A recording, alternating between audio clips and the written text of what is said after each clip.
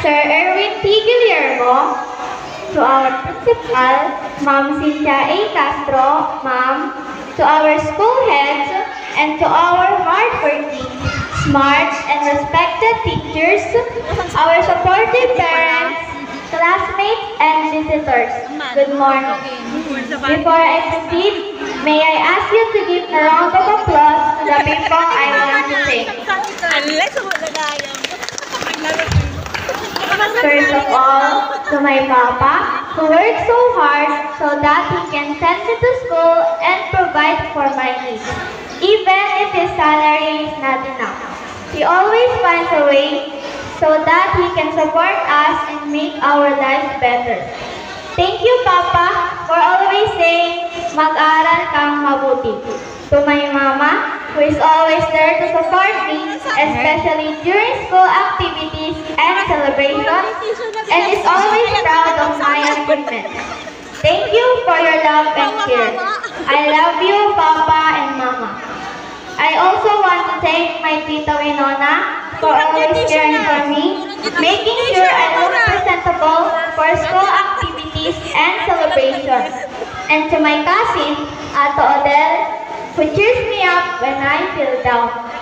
I am blessed and grateful to all of you. Thank you for making my days memorable. To all teachers, thank you for your efforts in teaching me the right things, especially to our beloved teacher, Ma'am Nolevita G. Aquino, who is an amazing teacher with a great love for keeping a clean environment. Thank you for teaching me how to love and care for others.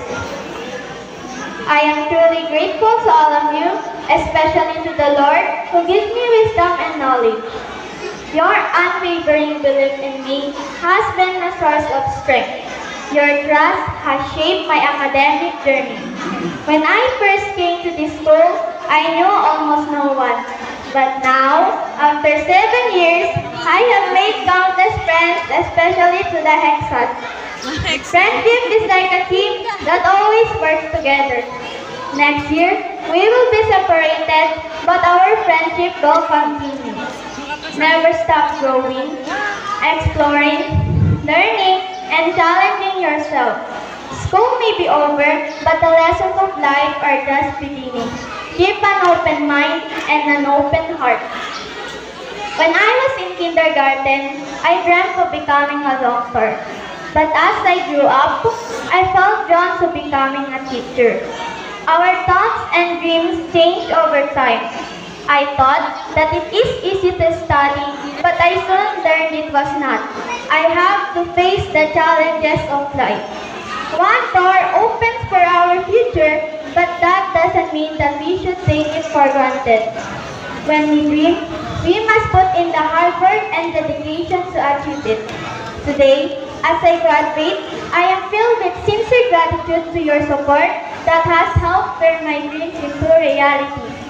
We are blessed and grateful, even we are the pandemic learners, and it is not the hindrance of our success. We did not give up studying and learning, and the consequences of that is that we are standing here proud of our achievements. We have graduates of Taringsing Elementary School, Schools Division of Isabela, School Year 2024-2025. Do hereby pledge to pursue and finish our education suited to our abilities in order that we may become assets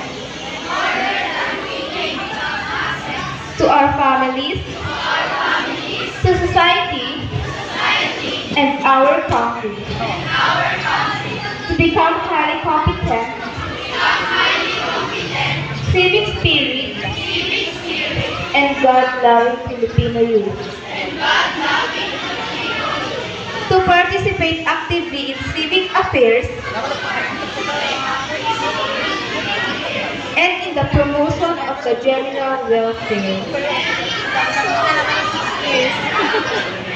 particularly in social,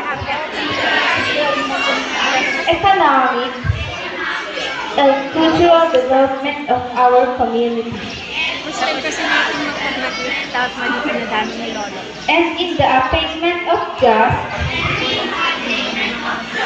compassionate, Super happy.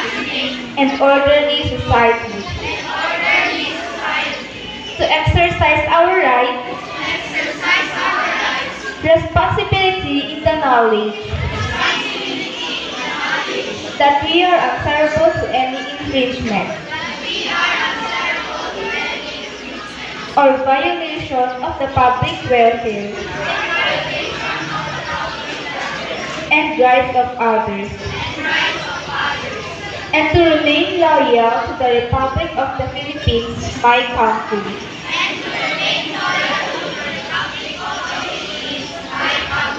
Under the rule of law and a regime of makadiyos, makabansa, makatao, at makakalikasan. So help me God.